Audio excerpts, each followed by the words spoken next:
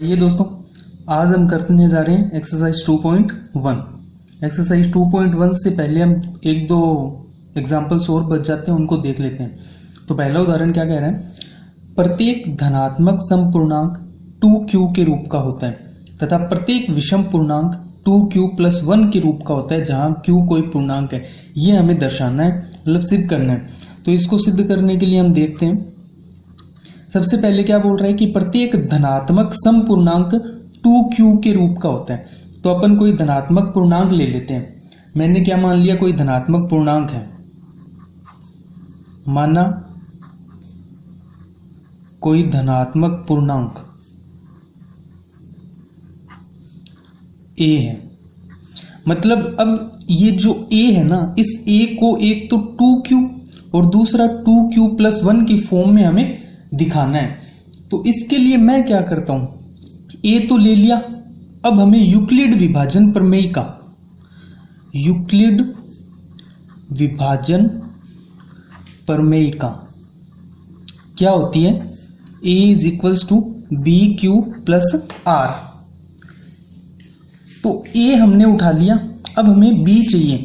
तो b पिछली class में हमने देखा था, यहां से 2q बोल रहे हैं। तो a = 2q + r को 0 कर दूं एक बार मैं, तो यहां से b की वैल्यू मैं क्या ले लेता हूं, 2। तो यहां से b 2 ले लिया मैंने। तो अब a और b में मैंने क्या करना है, यूक्लिड विभाजन प्रमेय का लगा देनी है। यूक्लिड विभाजन प्रमेय का लगाऊंगा तो a = b की वैल्यू 2 q + r, और यहां से r क्या होगा, r होगा बड़ा और बराबर 0 से और छोटा 2 से। मतलब कि r 0 हो सकता है और r 1 हो सकता है, लेकिन r 2 नहीं होगा क्योंकि 2 से छोटा छोटा लेना है।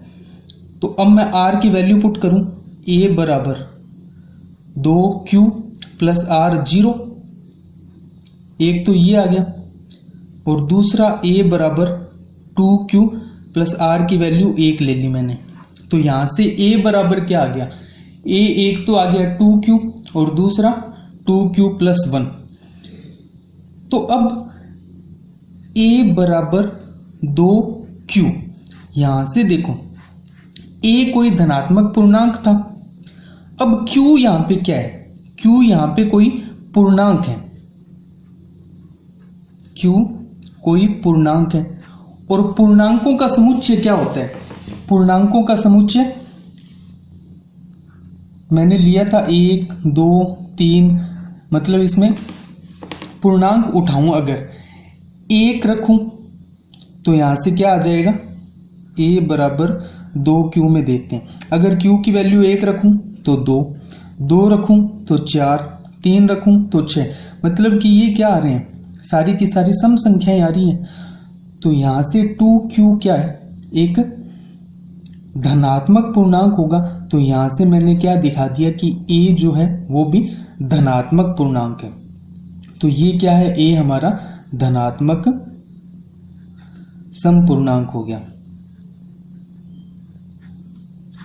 अब a को 2q की फॉर्म में दिखा दिया। अब दूसरा क्या बताना है, a 2q + 1 की फॉर्म में है।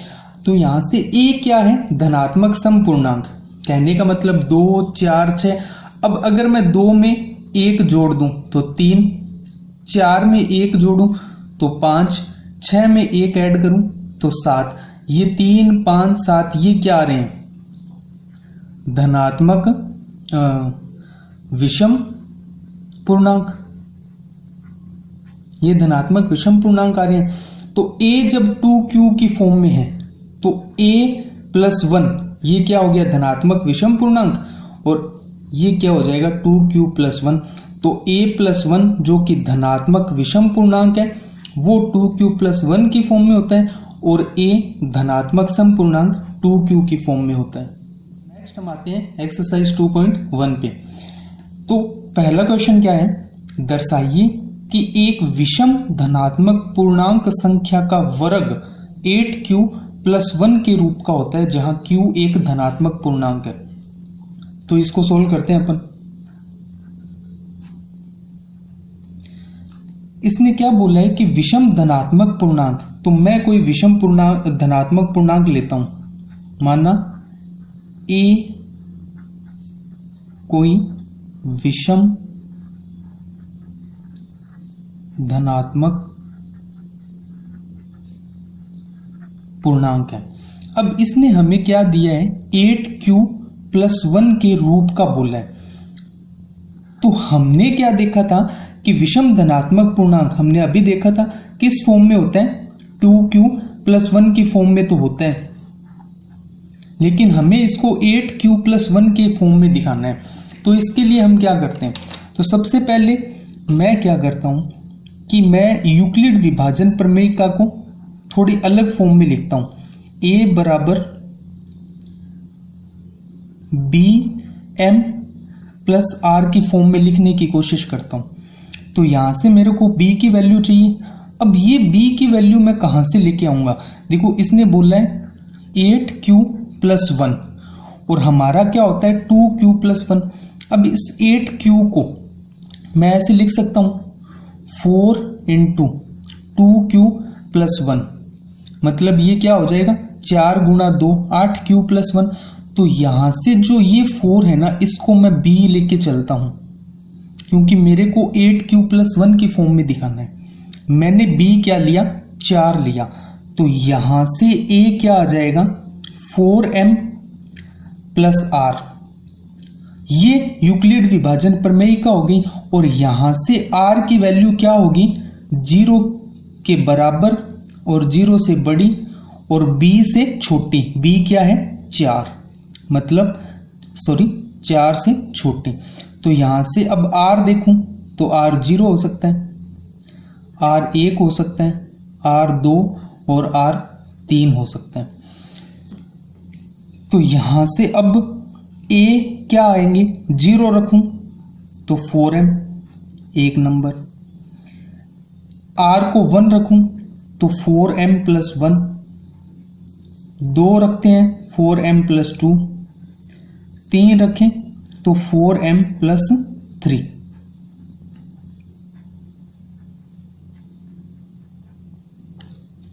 अब देखो 4m 4 से मल्टीप्लाई हो रहा है, मतलब ये धनात्मक समपूर्णांक नहीं लेना, +2 आ गया, 2 से विभाज्य होगा, धनात्मक समपूर्णांक हो गया। क्योंकि हमें धनात्मक विषम पूर्णांक लेना है, तो धनात्मक विषम पूर्णांक ये है और ये है। अब इसके वर्ग को दिखाना है अब हम इनका वर्ग करते हैं। तो ये जो 2 वाली है a बराबर 4m + 1, हमें क्या करना है, इसका वर्ग। हमने किया वर्ग a², यहाँ पे 4m + 1 मतलब 4m + 1 का वर्ग, और ये क्या होता है a + b का वर्ग, a का वर्ग प्लस b का वर्ग प्लस 2 × ab। तो यहां से हम इसको करते हैं a का वर्ग मतलब 4 का वर्ग 16 और m का square plus 1 plus 4m × 1 4m × 2 ये 8m। तो a² ये आ गया। अब इसको आगे सोल्व करते हैं। तो अब देखो, अब मैं क्या करता हूं, मैंने 8 कॉमन लिया। अभी इसको एक स्टेप में और करते हैं, 16m² प्लस 8m प्लस 1। अब मैं क्या करता हूं, 8 कॉमन लेता हूं। 8 कॉमन लिया तो यहां से कितना बच जाएगा, 2, क्योंकि 16 में 8 का भाग देंगे, 2m² प्लस यहां से m प्लस 1। देखो कॉमन कैसे लेंगे, कॉमन लेने का तरीका क्या होता है, 16m² हमने 8 कॉमन लिया है तो 8 का भाग दे दो, 8 2 पे गया, 2m² अंदर लिख दिया। फिर 8m में 8 कॉमन लिया, 8 से 8 कैंसिल, m बच गया। इस प्रकार से कॉमन लिया जाता है। तो यहां से ये क्या आ गया, 8 × 2m² प्लस m प्लस 1। तो अब मैं इसको इस फॉर्म में लिख सकता हूं, 8q + 1, और यहां पे Q मेरा क्या हो जाएगा 2m² प्लस m। तो मैंने क्या किया, किसी भी धनात्मक विषम पूर्णांक जो कि a था उसके वर्ग को किस फॉर्म में दिखा दिया, 8q प्लस 1 की फॉर्म में। ये तो जब लिया मैंने 4m प्लस 1। अब 4m प्लस 3 को लेने पे भी इसी फॉर्म में आता है क्या, वो देखते हैं हम। सेकंड मैंने क्या लिया, a को 4m प्लस 3 फॉर्म में। अब इसका स्क्वायर करें, वर्ग किया तो a का वर्ग 16m², b का वर्ग 9 प्लस में 2 गुणा ab, 2 गुणा a 4m गुणा b 3।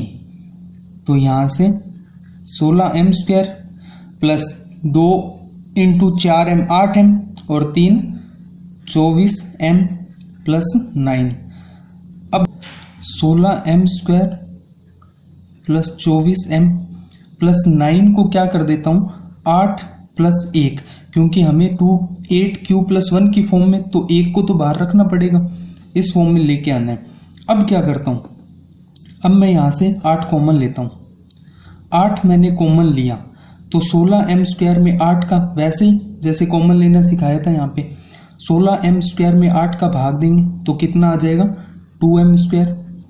24m में 8 का भाग देंगे तो 24 में 8 का 3 और m वैसा का वैसा, और 8 में 8 का तो 1 प्लस 1।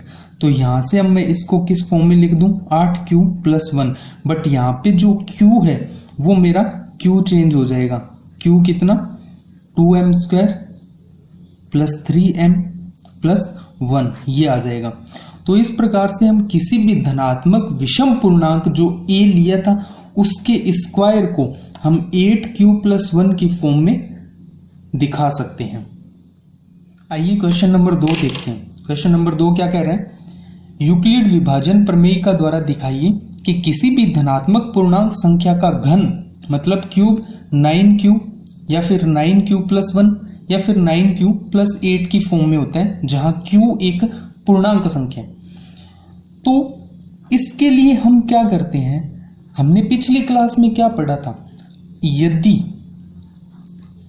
a कोई धनात्मक पूर्णांक है,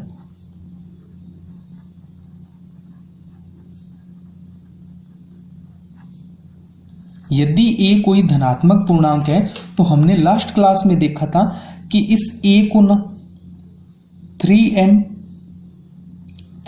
प्लस 1 या फिर 3m प्लस 2 की फॉर्म में लिख सकते हैं। पिछली क्लास में हमने वहां पे किया था 3q प्लस 1 3q प्लस 2, क्योंकि वहां पे q पूर्णांक था, यहां पे मैंने इसको m की फॉर्म में लिखा है, तो m यहां पे कोई पूर्णांक है। q इसलिए नहीं लिया क्योंकि हमने यहाँ पे 9q प्लस 1 और 9q प्लस 8 की फॉर्म में तो दिखाना है, इसलिए मैंने यहाँ पे q नहीं लिया, m को ले लिया एक बार पूर्णांक। अब इन तीनों कंडीशन में हम इनका वर्ग करेंगे। तो सबसे पहले आते हैं फर्स्ट में, स्थिति फर्स्ट में मैंने a को क्या माना 3m लिया है। अब वो बोल रहे कि इस धनात्मक पूर्णांक संख्या का घन करना है। आ जाओ इसका घन करते हैं, a³, इसका घन करेंगे 3m का क्यूब, इसका अलग अलग कर देंगे 3 का क्यूब और m का क्यूब, और 3 का क्यूब 27m³। अब 27 को मैं क्या करता हूं, 27 को मैंने लिख दिया 9 गुणा 3m³। तो यहां से मैं 9 इंटू क्यू लिख सकता हूं, और q मेरा यहां पे क्या हो जाएगा 3m³। तो मैंने a³ जो धनात्मक पूर्णांक संख्या का घन है उसको 9q पहली फॉर्म तो प्रूव कर दी कि 9q की फॉर्म में लिख सकते हैं। अब आते हैं स्थिति सेकंड पे। सेकंड में a को मैं क्या लेता हूं, a लिया मैंने 9q प्लस 1 की फॉर्म में, सॉरी 3m प्लस 1 की फॉर्म में। a को मैंने लिया 3m प्लस 1, हमें इसको 9q प्लस 1 के रूप में दिखाना है, तो इसका क्यूब करते हैं, a³ 3m प्लस 1 का होल क्यूब। अब यहाँ पे 3m+1 का होल क्यूब क्या होता है, जैसे a प्लस बी का होल क्यूब, ये होता है a³ plus b³ plus 3a² plus 3ab²। तो हम इसका क्यूब ओपन करते हैं, तो a का क्यूब मतलब 27m³ प्लस b का क्यूब 3a² मतलब ये a है तो इसका स्क्वायर 9m² गुणा b 1 प्लस 3m b² 1। तो यहां से क्या आ जाएगा, a³ 27m³ प्लस 9 तिया 27m² plus 3 into 3 9m plus 1, ये 1 इधर लिख दिया मैंने। तो अब यहां से क्या करूं मैं, 9 कॉमन ले लेता हूं। 9 कॉमन लिया इन तीनों पदों में, 9 कॉमन लिया तो 27m³ में 9 का भाग देंगे तो कितना आ जाएगा 3m³। 27m² में 9 का भाग देंगे तो 3m² और 9m में 9 का भाग दिया m प्लस 1। तो यहां से भी a³ 9 इंटू क्यू प्लस 1 और यहां पे मेरा q क्या हो जाएगा 3m³ plus 3m² plus m। Second condition में भी हमने a³ को 9q प्लस 1 की फॉर्म में लिख दिया। थर्ड क्या करना है, 9q प्लस 8 की फॉर्म में लिखना है। तो इसके लिए स्थिति थर्ड उठाते हैं। थर्ड में a को मैं क्या मानूं 3m प्लस 2, ये रहा a is equals to 3m plus 2। अब इसका क्यूब करते हैं क्योंकि धनात्मक पूर्णांक संख्या का घन लेना है हमें। a³, इसमें भी a प्लस b का होल क्यूब लग जाएगा 3m प्लस 2 का होल क्यूब। तो a का क्यूब 27m³ प्लस b का क्यूब 8 3a² a का square 9m² into b plus 3ab² मतलब 4। तो यहां से ये क्या आ जाएगा 27m³ प्लस 27m² प्लस 4 तिया 12 और 3 36m प्लस 8। तो अब यहां से हमें इसको फॉर्म में लेके आना है 9q प्लस 8 की फॉर्म में। तो 9q प्लस 8 की फॉर्म में इसको लेके आने के लिए मैं क्या करता हूं, क्या कॉमन ले लेता हूं, मैं यहां से 9 कॉमन ले लेता हूं ओनली। 9 कॉमन लिया तो यहां से क्या आ जाएगा 3m³ plus 3m² plus 4m plus 8। तो यहां से 9q प्लस 8 और यहां पे q का मान क्या हो जाएगा, जहां पे मेरा q है 3m³ plus 3m² plus 4m। तो यहां से मैंने a³ को 9q प्लस 8 की फॉर्म में व्यक्त कर दिया। तो किसी भी धनात्मक पूर्णांक संख्या का घन था उसको 9q प्लस 1 और 9q प्लस 8 के रूप में व्यक्त किया जा सकता है। नेक्स्ट हम देखते हैं क्वेश्चन नंबर 3। किसी भी धनात्मक विषम पूर्णांक संख्या को 6q प्लस 1 या 6q प्लस 3 या 6q प्लस 5 के रूप में व्यक्त किया जा सकता है जहां q एक धनात्मक पूर्णांक है। तो वही यूक्लिड विभाजन प्रमेयिका का उपयोग करके ये सिद्ध कर देंगे।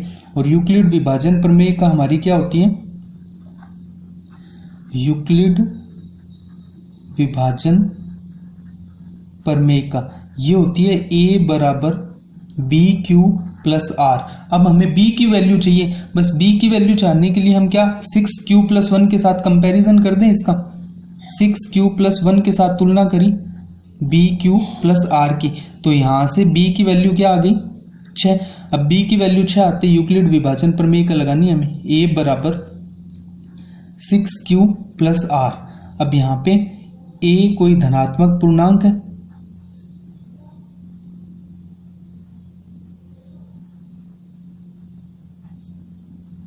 और b 6 है।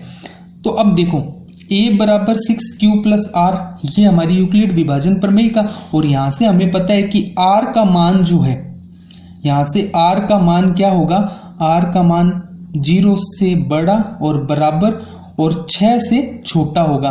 तो अब r के मान की पॉसिबिलिटीज देखूं, r का मान क्या हो सकता है 0, 1, 2, 3, 4, 5, 6 नहीं हो सकता। अब मैं r के अलग अलग मान वैल्यू रख देता हूं इसमें। तो जब r का मान 0 रखा तो 6q,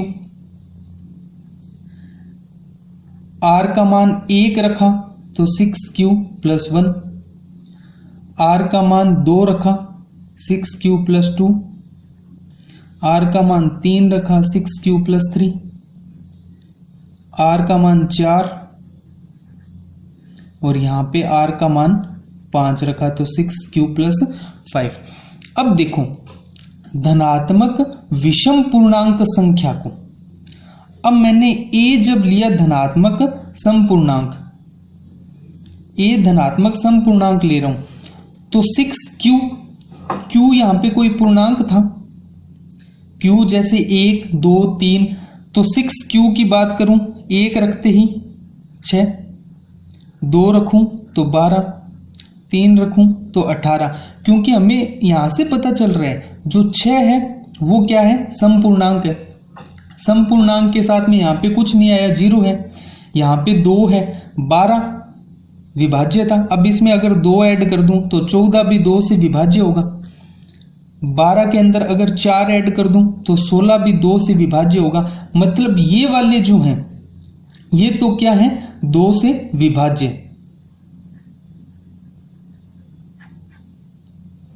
ये 2 से विभाज्य है, तो ये सारे क्या हो गए हमारे धनात्मक समपूर्णांक। तो इनको तो मैं छोड़ ही दूं क्योंकि ये तो धनात्मक समपूर्णांक हो गए। अब ये बचे 1, 3, 5 वाले, तो ये क्या हो गए मेरे धनात्मक विषम पूर्णांक। यहां से a जो है वो क्या है, धनात्मक विषम पूर्णांक। और इन धनात्मक विषम पूर्णांक को मैंने 6q प्लस 1, 6q प्लस 2 और 6q प्लस 3 और 6q प्लस 5 के रूप में व्यक्त कर दिया, यही उसने बोला था। नेक्स्ट देखते हैं क्वेश्चन नंबर 4। 4 में क्या करना है हमें, महत्तम समावर्तक ज्ञात करना है यूक्लिड विभाजन विधि से, जिसमें फर्स्ट पार्ट है 210 और 55। अब 210 और 55 का हमें यूक्लिड विभाजन से महत्तम समावर्तक ज्ञात करना है। तो 210 और 55 में हम देखते हैं कि 210 जो है वो 55 से बड़ा है, तो 210 में 55 का भाग देंगे। 210 में भाग दिया मैंने 55 का। अब 55 में भाग देंगे 210 का तो कितने पे चला जाएगा, 3 पे। 3 पे जाएगा तो कितना आ जाएगा, 165। अब 165 इसको भाग से माइनस करेंगे तो ये 5 और 20 माइनस 16 4, शेषफल 0 नहीं हुआ, तो फिर भाजक को नीचे ले आएंगे। 55 में फिर से भाग देंगे, कितने पे जाएगा, 1 पे। 55 माइनस 45 10, शेषफल 0 नहीं हुआ, मतलब भाग आगे और चलेगा। 45 अब 4 पे 40, 5 शेषफल 0 नहीं, मतलब कि कलन विधि आगे और जाएगी। भाजक को नीचे लेके आएंगे 10, ये कितने पे, 5 2 10 और शेषफल 0। तो यहां से हमें क्या पता चल जाएगा कि HCF जो है 210 और 55 का HCF कितना आ जाएगा, 5 आ जाएगा। 75 और 243 का हमें HCF ज्ञात करना है। तो फिर यहाँ पे देखते हैं 243 जो है बड़ा है 75 से, मतलब कि 243 में हमें 75 का भाग देना है। अब 243 में 75 का भाग 3 पे लेके देखते हैं, तो 3 5 15 हासिल 1, 3 7 21 और 2 22। ठीक है, 4 पे देंगे तो इससे बड़ा हो जाएगा, 3 पे सही जाएगा। 13 - 5 8 और 23 - 22 1। शेषफल 0 नहीं। 75 भाजक को लेके आए नीचे, ये 4 पे जाएगा। 18 चौक 72, 75 - 72 3। शेषफल 0 नहीं। फिर भाजक को नीचे लेके आए, 18 को नीचे लेके आए, तो ये कितने पे जाएगा? 6 पे। शेषफल 0, तो यहां से भाग कलन विधि खत्म। तो HCF कितना आ जाएगा? 75 और 243 का 3। देखो फिफ्थ में हमें क्या करना है, वह 196 और 38 220 का HCF निकालना है यूक्लिड विधि से। तो 38 220 में भाग दूं 196 का। अब देखो थोड़ी सी टिपिकल वैल्यू है तो हम इसका भाग दे के देखते हैं। अब भाग दिया तो सबसे पहले 1 पे जाएगा, क्योंकि अगर 2 से करूं तो 196 गुणा 2 392 बड़ा हो जाएगा। तो 1 पे गया कितना? 196। अब माइनस करेंगे, 12 - 6 6, 17 - 9 8 और यहां से 2। अब 196 से भाग 28 62 में देंगे तो देखो 10 से किया तो 1960, सॉरी यहाँ पे 1 आ जाएगा।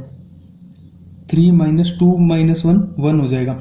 अब 196 को 10 से अगर गुणा करूं तो 1960, मतलब इससे बड़ी वैल्यू। तो मैं 9 से करके देखता हूं। 9 से भाग दिया तो 9 × 54, 5 81 और 5 86 6 हासिल 8 9 1 और 8 9 17, यहां से 1764। अब देखो माइनस करेंगे तो 12 - 4 8, यहां से 15 - 6 9, यहां पे 7 - 7 0, तो ये 0 ऊपर से लेके आए। अब 980 में 196 से भाग दूंगा तो ये कितने पे चला जाएगा? 5 पे देख के देखते हैं, क्योंकि 5 × 6 0 आ रहा है, तो 5 से किया तो 5 × 30 3, 5 को 9 से 45 और 3 48, 4 5 एकम 5 और 4 980। अब देखो मैंने क्या किया, 38 220 को 196 से भाग दिया।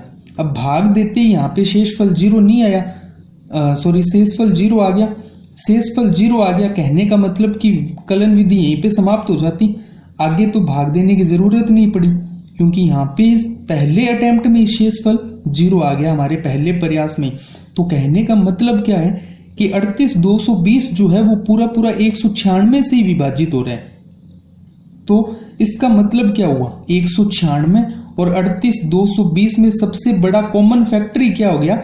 196 ही हो गया, क्योंकि अगर ये पूरा भाग नहीं जाता तो यहाँ पे कोई ना कोई शेषफल बचा होता, फिर हम आगे भाग देते। तो यहाँ पे शेषफल बचा नहीं, तो 196 और 38 220 का HCF मेरा कितना आ जाएगा? 196 आ जाएगा, क्योंकि यही HCF हो जाएगा। आइए नेक्स्ट क्वेश्चन देखते हैं, क्वेश्चन नंबर 5, जो कि एक्सरसाइज 2.1 का लास्ट क्वेश्चन है। यदि संख्या 408 तथा 1032 के महत्तम समापवर्तक को 1032 x - 408 गुणा 5 के रूप में व्यक्त किया जाता है तो x का मान ज्ञात करो। देखो कुछ नहीं है इस क्वेश्चन में, बिल्कुल इसकी लैंग्वेज को देखना है। क्या बोल रहे हैं कि 408 और 1032 का जो महत्तम समापवर्तक है ना, जो भी आएगा यूक्लिड विभाजन विधि से, उसको इसने इस फॉर्म में लिखा है 1032x - 408 गुणा 5। तो इस x की वैल्यू पूछ रहा है। तो सबसे पहले मैं क्या करता हूं, 408 और 1032 का HCF निकाल लेता हूं यूक्लिड विभाजन विधि से। तो 1032 बड़ा है 408, तो 408 को 1032 से भाग देंगे, कितने पे जाएगा? देखो 3 से करेंगे तो 1200 बड़ा हो जाएगा, मतलब 2 पे जाएगा। तो 2 पे जाएगा तो 408 को 2 से गुणा किया, मतलब कि 816 पे जाएगा तो 12 - 6 6, 2 - 1 1 और 10 - 8 2, 216। शेषफल 0 नहीं, मतलब भाजक नीचे आएगा 408। अब इसमें भाग देंगे 1 पे, 8 - 6 2, 40 - 21 19, 192। शेषफल फिर 0 नहीं, 216। भाजक को नीचे लेके आए 192 एक बार, 6 - 2 4, 21 माइनस 19 2, फिर शेषफल 0 नहीं, अभी भी भाज्य को नीचे लेके आए और ये कितना 24 8 192, शेषफल 0, मतलब कि HCF कितना आ गया 24। अब ये जो HCF 24 है इसको इसने 24 ना लिख के 1032 गुणा x माइनस 408 गुणा 5 लिखा है। तो ये बता रहा है कि आपका HCF कितना है 1032 x माइनस 408 गुणा 5, और मैं इस HCF को 24 बता रहा हूं क्योंकि मैंने निकाला यूक्लिड विभाजन विधि से, तो मैं इसको 24 रख देता हूं। अब कुछ नहीं करना, बस इसको सोल्व करना है। तो 1032x माइनस 408 को 5 से किया तो 8 5 40, 4 0 4 हासिल 5 के 20, 2040 बराबर 24। अब करूंगा साइड चेंज, पक्षांतरण करूंगा तो ये इधर जाके प्लस का हो जाएगा, 1032x 24 प्लस 2040, तो यहां से ये कितना 1032x बराबर 2064, तो यहां से x की वैल्यू निकाल लूंगा 2064, क्योंकि ये x के साथ गुणा में है, इधर जाएगा इसके भाग में आ जाएगा 1032, और 1032 से भाग दिया 2064 को, तो इसको 2 से गुणा करेंगे तो 1000 का डबल 2000 और 32 को 2 से किया 64, तो x की वैल्यू कितनी आ जाएगी मेरी 2।